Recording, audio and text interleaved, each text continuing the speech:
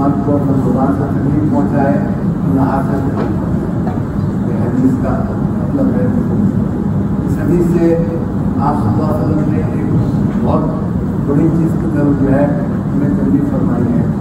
یہ ہے کہ اسلام کے اندر جو ہے 5 شعبے ہیں. اسلام میں 5 شعبے ہیں. ایک تو عقائد ہے, ایمانیات ہے, اللہ کے وحدانیت کو ماننا, آپ اللہ علیہ وسلم کی رسالت کو ماننا, اسی طرح جو ہے اس کے متعلقات کو ماننا, نام ایمان کو کرتے ہیں, وہ ساری چیزوں کو ماننا. وہ توحید ہے, وحدانیت ہے, اور رسالت ہے, خاتم المؤمنین ہے, ان سب چیزوں کو ماننا, یہ ایمانیات ہے. اور یہ سب سے اہم شعبہ ہے. اس کے بغیر ایمان معتبر نہیں ہوتا. اس کے بعد جو ہے دوسرا دن کیا عبادات. عبادات کا یعنی اللہ نے ہم پر کیا کیا کیا چیزیں فرض فرمائی ہیں اور کن چیزوں ہم پر روکا ہے, کیا چیزیں حرام ہے, کیا چیزیں ناجائز ہیں.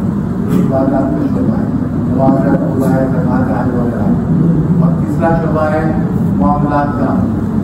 ہم کاروبار کرتے ہیں, تجارت کرتے ہیں, اس کے اندر میں شرعی احکامات کیا ہیں, شرعی احکامات کیا ہیں, اللہ نے اس کے بارے میں کیا بتایا, کیا کرنا ہے, کیا نہیں کرنا. تو وہ معاملات ہیں. تیسرا شعبہ اخلاق کا, یعنی ہمارے اخلاق کیسے ہونے چاہیے, اخلاق کے اندر کیا چیزیں ہونی چاہیے, کیا چیزیں نہیں ہونی چاہیے, اس کو ہم اخلاق بھی کہہ سکتے ہیں, تزکیہ بھی کہہ سکتے ہیں. اور 5واں شعبہ ہے معاشرت. معاشرت انسان دنیا میں سب کے ساتھ مل کر رہتا ہے. انسان دنیا میں اکیلا نہیں رہ سکتا. اس کو جو ہے سب کے ساتھ مل کر رہنا ہوتا ہے. یا تو اپنے گھر والوں کے ساتھ مل کر رہتا ہے, اسی طرح اپنے خاندان والوں کے ساتھ مل کر رہتا ہے, اسی طرح اپنی محلے والوں کے ساتھ مل کر رہتا ہے, اپنے شہریوں کے ساتھ مل کر رہتا ہے, اپنے کاروبار کے اندر اپنے ساتھیوں سے مل کر رہتا ہے, دوستوں سے مل کر رہتا ہے. اس طرح وہ ہمیشہ جو ہے ایک ملاپ کے اندر رہتا ہے. لوگوں کے ساتھ اس کے تعلقات ہوتے ہیں, لوگوں کے ساتھ اس کے روابط ہوتے ہیں. تو اس صورت میں جب آدمی روابط کے اندر ہو, اس وقت اسلامی احکامات کیا ہیں, یعنی کس طرح ہم کو ان کے ساتھ سلوک کرنا چاہیے اور کس طرح سلوک نہ کرنا چاہیے, یہ معاشرت. اور لیکن آج یہ شعبہ ہمارے اندر سے نکل گیا. ہم نے اس کو بلا دیا. ہم یہ سمجھ لیں کہ یہ دینی نہیں ہے. معاشرت کو ہم نے دینی نہیں سمجھا. حالانکہ یہ دین کا ایک مستقل بڑا شعبہ ہے جس پر انسانیت کا دار مدار ہے اور اس کی بہت اہمیت ہے. اللہ رب العزت نے اور قرآن کریم میں اللہ رب العزت نے اس کی بہت اہمیت بیان فرمائی ہے کہ معاشرت کے لیے جو ہے اللہ تعالیٰ نے جو ہے قرآن کریم میں 2 رکوع مستقل. ایک مسئلہ ہے معاشرت کا استیزان. استیزان کہتا ہے کہ آدمی کسی کے گھر میں داخل ہو, اس کے لیے کیا ہنگامات, کہ کس طرح داخل ہو, سلام کرے, کیا کرے, کیا نہیں کرے, اندر سے جواب آئے تو کیا جواب دے. اس طرح جو ہے استیزان کا ایک مسئلہ ہے, معاشرت کا ایک باب ہے. تو اس کے لیے اللہ تعالیٰ نے اس کو تفصیل بتانے کے لیے قرآن کریم میں 2 رکوع اللہ کے لیے نازل کرنا ہے مستقل طور. قرآن کریم میں نماز پڑھنے کے لیے, نماز کو قائم کرنے کے لیے 62 جگہ ہوتی ہے. 62 جگہ کہ اپنی مسئلہ نماز قائم کرو, نماز قائم کرو. کہ اللہ تعالیٰ نے حکم دیا لیکن تفصیل نہیں بتایا کس طرح نماز پڑھنا چاہیے, کس طرح رکوع کرنا چاہیے, کس طرح سجدہ کرنا چاہیے. اس کی تعلیم کو آپ صلی اللہ علیہ وسلم کو اوپر چھوڑ دی. آپ صلی اللہ علیہ وسلم اس کے تفصیل بیان فرمائیں گے, آپ صلی اللہ علیہ وسلم اس کی وضاحت بیان فرمائیں گے. لیکن معاشرت کے اس مسئلے کو اللہ تعالیٰ نے کھول کھول کر ایک تفصیل کے ساتھ بیان کرنا ہے. 2 رکوع میں ایک تفصیل کے ساتھ بیان کرنا ہے. اس کے علاوہ سورۃ الحجرات ہے, 26 پارے آپ پڑھتے ہیں, اس میں بھی جو ہے معاشرتی مسائل کو بہت سارے بیان کرتے ہیں. ایک تو آپ صلی اللہ علیہ وسلم کے ساتھ ہمارا رویہ کس طرح ہونا چاہیے, آپ صلی اللہ علیہ وسلم کے سامنے ہم کس طرح رہیں, کس طرح اٹھے بیٹھے, اس کو بیان فرمایا. اور آپ صلی اللہ علیہ وسلم جو آج بھی حیات ہیں اس کے وہ احکام ختم نہیں ہوئے. جو مسجد نبوی جاتے ہیں, مسجد نبوی میں حاضر ہوتے ہیں, وہاں پر یہ احکام لاگو ہوتے ہیں. وہاں پر جو اسی طرح آپ کو رہنا چاہیے کہ آپ کے سامنے آواز کو بلند نہ کرنا، مسجد کے اندر میں آہستہ سے بات چیت کرنا، ضرورت ہو اگر ضرورت ہو تو بات چیت ہر دن کریں گے، مسجد کے اندر بات چیت ہر دن کریں گے، کیونکہ بات چیت آپ کریں گے آپ کی آواز سے ہماری آواز بلند ہوگی۔ اس کے قرآن کریم کو منع فرمایا اور بتایا کہ جو ہے سارے اعمال کو ختم کر دیتا ہے۔ ہم دن بھر اتنے اعمال کیے ہم نے اور مسجد نبی میں آ کر جو ہم نے زور سے گفتگو کر لی یا زور سے بات چیت کر لی تو ہمارے سارے اعمال سب ختم ہو جاتے ہیں۔ اس لیے مسجد نبی میں آنے کے وقت آپ فون بھی نہ لائیں اور بات بھی نہ کریں، خاموشی بیٹھیں، نماز پڑھیں اور نماز کرتے جو آپ کو اذکار کرنا کریں، اس کے بعد باہر نکلیں، اس کے بعد باہر چلے جائیں، باہر جا کے جو بات کرنا ہے وہاں پر جب تک آپ بیٹھے ہیں بات چیت نہ کریں۔ ہمارے یہاں شیخ مجید جو ہے جب حاضر ہوتے تھے تو آپ صلی اللہ علیہ وسلم مبارک کے در جو ہے بولنے میں سر جھکا کر بیٹھ جاتے، کوئی بات چیت بھی نہیں کر سکتا، کسی کی بات کے جواب ہی نہیں دیتے، خاموشی سے رہتے۔ یہ عادت ہے کہ جو معاشرتی احکام میں سے ایک حکم ہے آپ صلی اللہ علیہ وسلم کے ساتھ ہمارا سلوک کس طرح ہونا چاہیے۔ اس کے علاوہ اور بہت سارے احکام بیان کیے گئے ہیں اپنے روزگار کے اندر ایک قوم دوسری قوم کا مذاق نہ اڑائے، ایک قوم دوسری قوم کے ساتھ جو ہے غلط طریقے اختیار نہ کرے، اپنے آپ کو جو ہے اپنے قوم کو سب سے اعلیٰ نہ سمجھے اور دوسری قوم کو جو ہے حقیر نہ سمجھے۔ خدا نے ہمارے اندر ہوتا ہے کہ یہ اپنا آدمی وہ جو ہے دوسرے قوم کا آدمی حقیر سمجھتا ہوں، یہ خارج کے نظر سے دیکھتے ہیں۔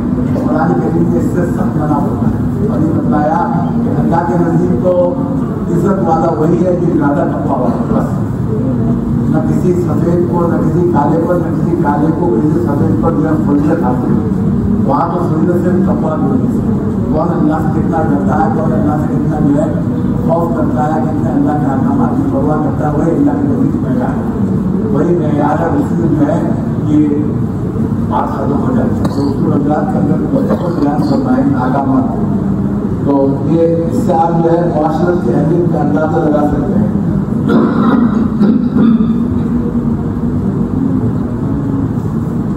تھانوی رحمۃ اللہ علیہ بہت بڑے مجدد ملت ہیں، اس امت میں مجدد ہیں جو 100 سال میں ایک مرتبہ آتا ہے۔ اللہ تعالیٰ 100 سال میں ایک مرتبہ ایک بندے کو بھیجتے ہیں تو دین کے اندر جو خرابی آ گئی تھی اس خرابی کو دور کر کے دین کو اثر نہ ہو، دوبارہ جو ہے اس کے اندر میں دوبارہ اس کو صحیح باتوں میں بلاتا ہے۔ دولت کے زمانے میں جو ہے یہ تصوف اور اخلاق سے متعلق احکامات سے متعلق بہت ساری خرابیاں ہیں، پیری مریدی اور جو ہے وہ سجادہ نشینی، کہ باپ کے بعد بیٹا جو ہے اس کا نائب بنے گا، فلاں ہوگا، یہ ہوگا، اور وہاں جو ہے سب بدعات خرافات پیدا ہو گئی۔ اسی طرح اور سارے احکامات کے اندر بھی بہت سارے خرافات پیدا ہو گئے تھے، حضرت رحمۃ اللہ علیہ اس کے اصلاح ہوئے۔ اسی لیے امت سب پوری امت میں آپ کو جو ہے مجدد مانتے ہیں۔ امت میں 1400 سال سے مجدد کا سلسلہ چلا ہے۔ سب سے پہلے مجدد تھے حضرت عمر بن عبدالعزیز رضی اللہ عنہ جو حضرت عمر کے خاندان کے تھے، انہوں نے اپنے زمانے میں خلافت علی منہاج النبوۃ، جو خلافت ختم ہو گئی تھی، بادشاہ آ گئی تھی، انہوں نے دوبارہ خلافت کا سلسلہ قائم کرنا ہے، وہ سب سے پہلے مجدد ہے۔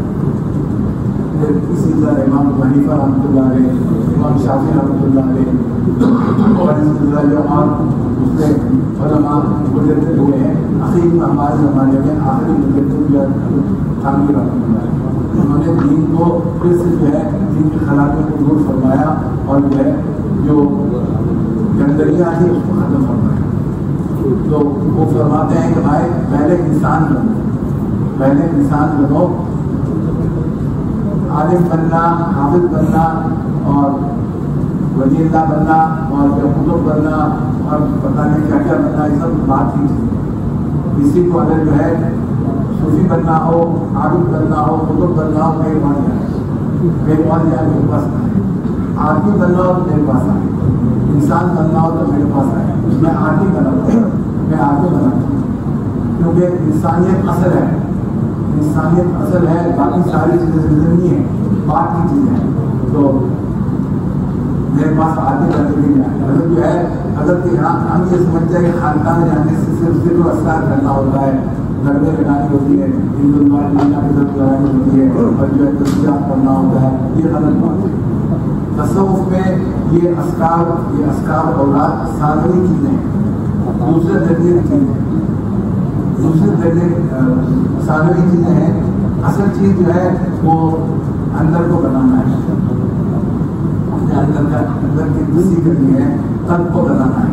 اس میں جو ہے ایک حکم معاشرت کا بھی حضرت یہاں اس پر بہت زور دیا جاتا تھا, اور اذکار اتنے نہیں بتائے جاتے جتنا جو ہے اسلام کو بہت زور دیا جاتا تھا.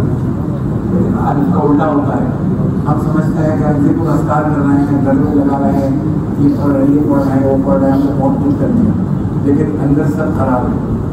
5 وقت کی نمازی ہے اور قرآن کریم کی پابندی سے تلاوت کرتے ہیں, ذکر اذکار بھی کرتے ہیں, کہ ہمارے معاشرت خراب ہے, ہمارے اخلاق خراب ہے, اور ہم جو ہے غلط طریقہ اختیار کرتے ہیں جو شریعت کے بالکل خلاف ہے. یہ تصوف نہیں ہے. تصوف تو اسلام کا نام ہے. ہم نے اس کو الٹا سمجھ رکھا کہ بس تربیت پڑھو, ہم جو ہے تصوف کے نام ہے. اس سے کچھ نہیں ہوتا, وہ تو اور بھی خرابی آتی ہے. آدمی متکبر بنتا ہے, کبر آتا ہے, اور عجب آتا ہے, اپنے آپ کو بڑا سمجھنے لگتا ہے, دوسروں کو حقیق سمجھنے لگتا ہے. یہ آدمی برباد ہو جاتا ہے, یہ آدمی برباد ہو جاتا ہے. تصوف وہی ہے جو آپ صلی اللہ علیہ وسلم سے منقول ہے. آپ صلی اللہ علیہ وسلم سے منقول ہے. قرآن کریم کے اندر اس کو بیان کیا گیا. قرآن کریم کے کہا کامیاب وہی ہوا جس کا اپنے اندر کو پاک کیا, اپنے اندر کو پاک کیا. وہ اصل تصوف ہے. تو بیان درد فرماتے ہیں کہ انسان بنو, پہلے انسان بنو, بعد کا سب کچھ بننا, بعد میں جو عالم بننا, زاہد بننا, عامل بننا, اور سب بعد کا بننا. پہلے انسان بن جاؤ, اپنے آپ کو جانور کے فہرست سے باہر نکالو. امام غزالی رحمۃ اللہ نے فرماتے ہیں کہ جانوروں کی 2 قسم. ایک تو وہ جانور ہے جو فائدہ پہنچانے والے, جس کا فائدہ پہنچتا ہے, جیسے گائے, بیل, بکری وغیرہ کے دودھ سے ہمیں فائدہ پہنچاتے ہیں. اسی طرح جو اگر وہ دودھ ختم ہو گیا تو ہم اس کو کاٹ کے کھا سکتے ہیں, اس کو گوشت سے ہمیں فائدہ پہنچتا ہے. مرنے کے بعد بھی ہمیں فائدہ پہنچاتے ہیں, اور اس کے جلد سے ہم فائدہ اٹھاتے ہیں. اس طرح بہت سارے فوائد ہیں جانور سے ہم حاصل ہوتے ہیں. یہ پہلی قسم. دوسری قسم وہ جانور ہے جو تکلیف دینے والے جانور ہیں, جیسے سانپ, بچھو وغیرہ ہے. تو جہاں میں موقع ملا آپ کو کاٹ کر جو ہے نقصان پہنچائے گا. اور تیسرے قسم وہ جانور ہے جو نہ فائدہ پہنچانے والے ہیں, نہ نقصان پہنچانے والے ہیں. جیسے نوڑی, گیدڑ وغیرہ جنگل کے جانور ہیں, جنگل میں رہتے ہیں. انسانوں سے کوئی تعاون نہیں کرتے, انسانوں کو کوئی نقصان نہیں پہنچاتا, کام نہ رہتے ہیں.